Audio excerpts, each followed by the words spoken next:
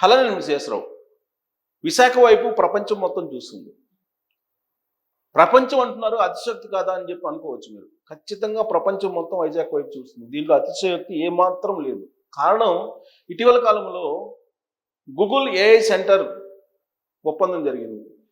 దాన్ని విశాఖలో పెట్టబోతున్నారు. అందుకే ప్రపంచం మొత్తం అటువైపు చూసింది. ఇప్పుడు పారిశ్రామికవేత్తల సదస్సు జరుగుతుంది. 14-15 తారీఖుల్లో పారిశ్రామికవేత్తల సదస్సు అక్కడ నిర్వహించడానికి పెద్ద ఎత్తున ఏర్పాట్లు చేశారు. గతంలో ఎప్పుడు ఇలాంటి ఏర్పాట్లు లేవు.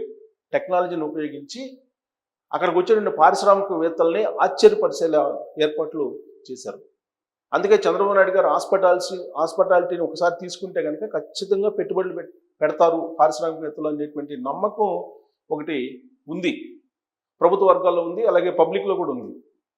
ఇప్పుడు ఆ కార్యక్రమాన్ని మరి కొన్ని గంటల్లో ప్రారంభించబోతున్నారు. దానికి ఉపరాష్ట్రపతిగా ఉన్నటువంటి రాధాకృష్ణన్ గారు హాజరు కాబోతున్నారు. ఐఎన్ఎస్ డేగా, విశాఖలో ఎవరు వచ్చినా సరే ఐఎన్ఎస్ డేగాలోనే ఉంటారు. అది ఆర్మీకి సంబంధించింది, నేవీకి సంబంధించినటువంటి. అక్కడ ఉంటారు. ప్రధానమంత్రి వచ్చినా, రాష్ట్రపతి వచ్చినా, ఉపరాష్ట్రపతి వచ్చినా ఎవరైనా ఐఎన్ఎస్ డేగాలో ఉంటారు. అక్కడ నుంచి వాళ్ళని కార్యక్రమానికి తీసుకొస్తారు చంద్రబాబు నాయుడు గారు.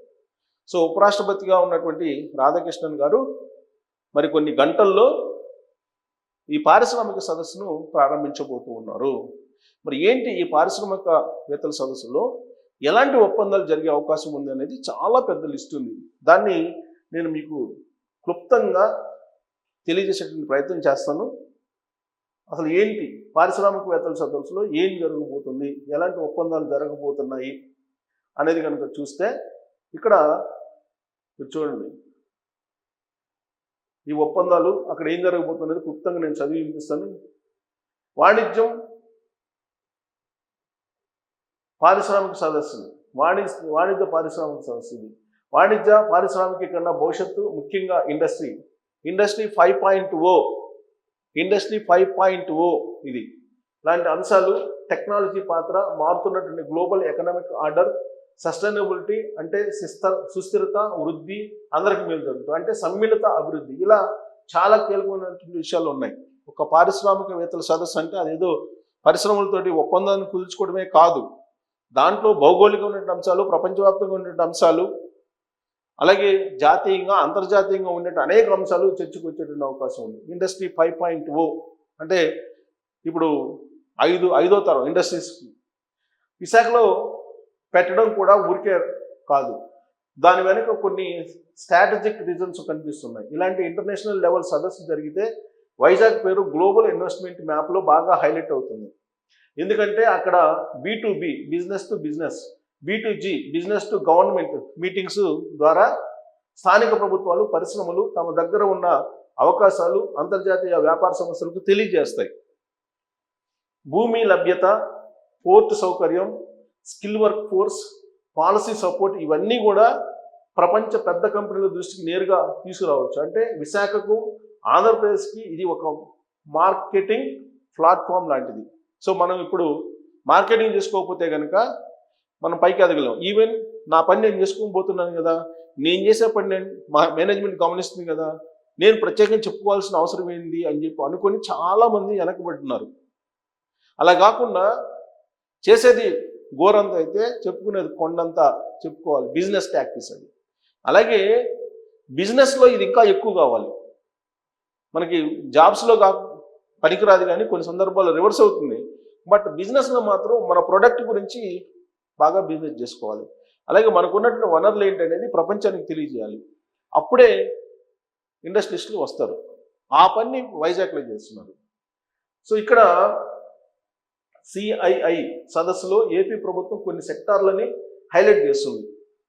అవి green hydrogen, aerospace, defence, IT, ఇంకా GCCల మీద ఫోకస్ చేస్తుంది. GCC అంటే ఏమిటి అనే డౌట్ చాలామందికి రావచ్చు. GCC అంటే గ్లోబల్ క్యాపబిలిటీ సెంటర్. ఇది చాలా ఇంపార్టెంట్.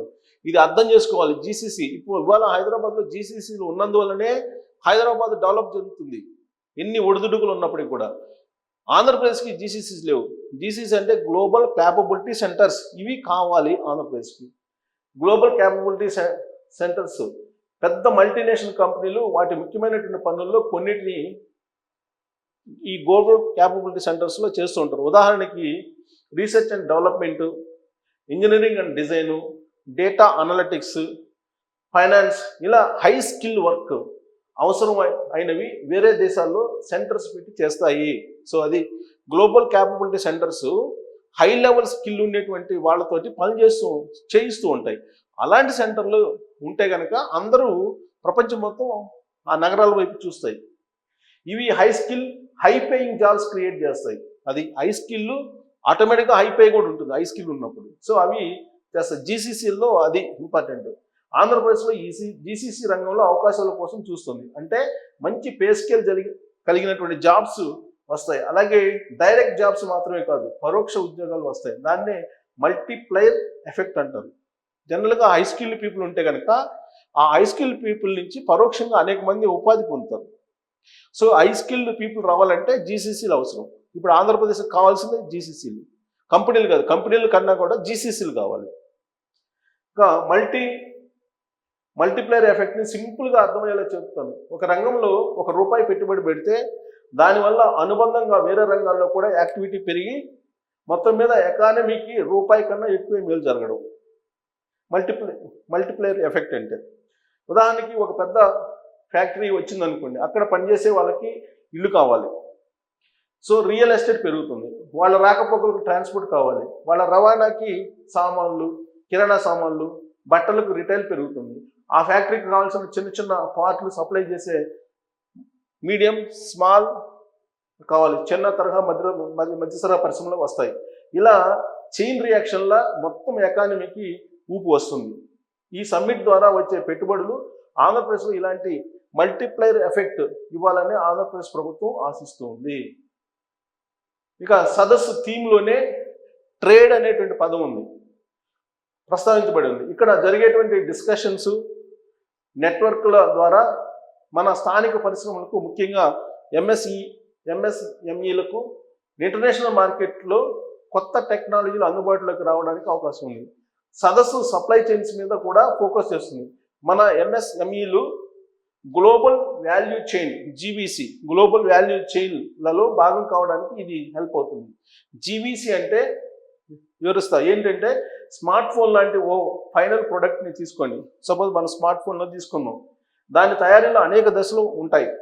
డిజైను, విడిభాగాలు తయారీ చేయడం, అన్నిటినీ కలిపి అసెంబుల్ చేయటం, మార్కెటింగు, ఈ పనులన్నీ ఒకచోట జరగడం కాకుండా వేరువేరు దేశాల్లో జరగడం.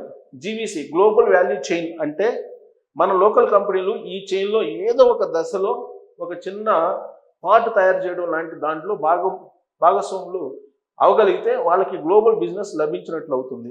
ఉదాహరణకు ఈ మధ్యకాలంలో చిత్తూరు జిల్లాలో చంద్రబాబు గారి కుప్పంలో ఇప్పుడు ఐఫోన్కి సంబంధించినటువంటి చాసిస్ దాన్ని రాబట్టగలిగారు.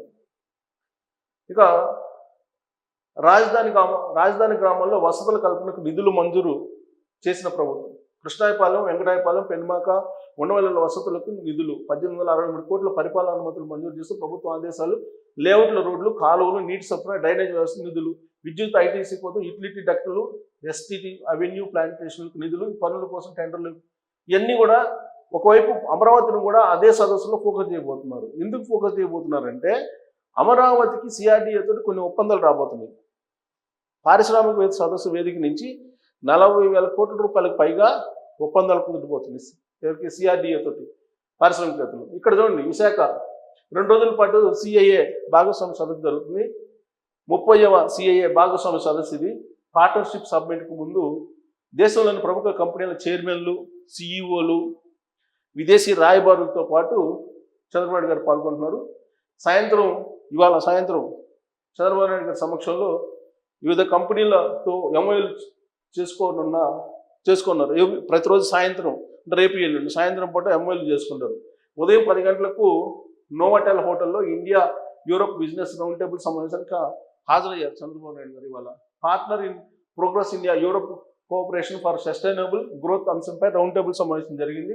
రౌండ్ టేబుల్ సమావేశంలో green shift sustainable innovation, European పెట్టుబడులపై పారిశ్రామిక పెద్దలతో చర్చించారు.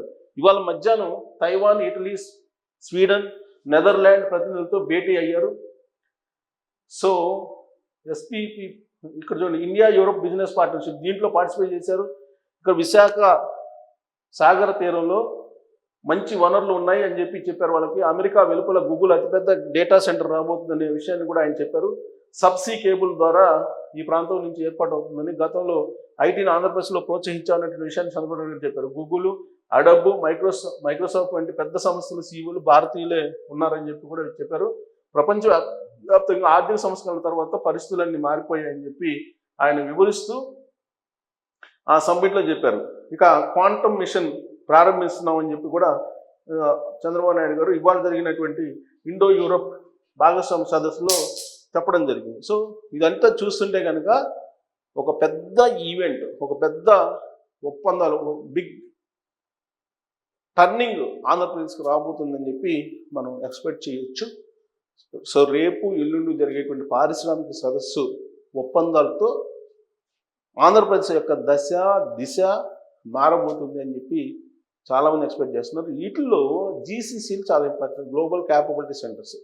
అవి కనుక రాబట్టగలిగితే టోటల్గా ఆంధ్రప్రదేశ్ యొక్క రూపే మారిపోయేటువంటి అవకాశం ఉంది, గ్లోబల్ సెంటర్గా మారిపోయే అవకాశం ఉంది. అందుకే లోకేష్ గారు చెప్తున్నారు గ్లోబల్ గేట్వే ఆంధ్రప్రదేశ్ అంటున్నారు. ఆంధ్రప్రదేశ్ అంటే గ్లోబల్ గేట్వే ఆఫ్ ఆంధ్రప్రదేశ్ అని అంటూ ఉన్నారు. అంటే ప్రపంచానికి ఒక గేట్వే ఆంధ్రప్రదేశ్ అని చెప్తున్నారు. సో జీసీసీలు కనుక వస్తే ఖచ్చితంగా ఈ పారిశ్రామిక సదస్సులు అత్యంత విజయవంతమైనవి అని చెప్పి మనం చెప్పుకోవచ్చు.